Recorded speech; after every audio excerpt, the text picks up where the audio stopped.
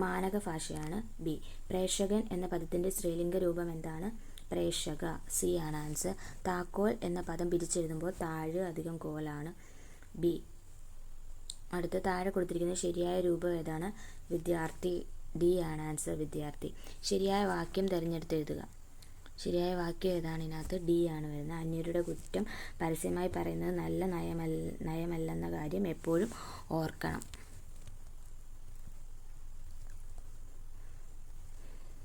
അടുത്ത 96. താഴെ കൊടുത്തിരിക്കുന്നത് ബഹുവചന രൂപം അല്ലാത്തതേത്?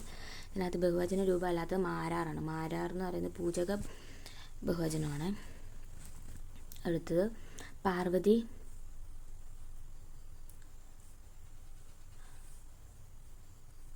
പാർവതി ജാനി എന്ന പദം ഘടകപദങ്ങളാക്കി വേർതിരിച്ചെഴുതുമ്പോൾ എങ്ങനെയാണ് പറയേണ്ടത്?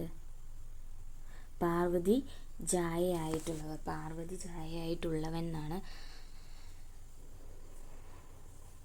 സി ആണ് വരുന്നത്.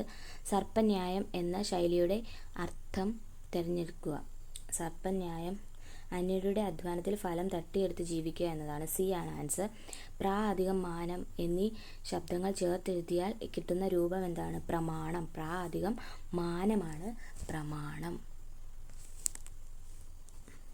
അടുത്തത് 100. തുടക്കം തന്നെ ഒടുക്കവും ആയിത്തീരുന്ന അവസ്ഥയെ കുറിക്കുന്ന പഴഞ്ചൊല്ല് ഏതാണ്?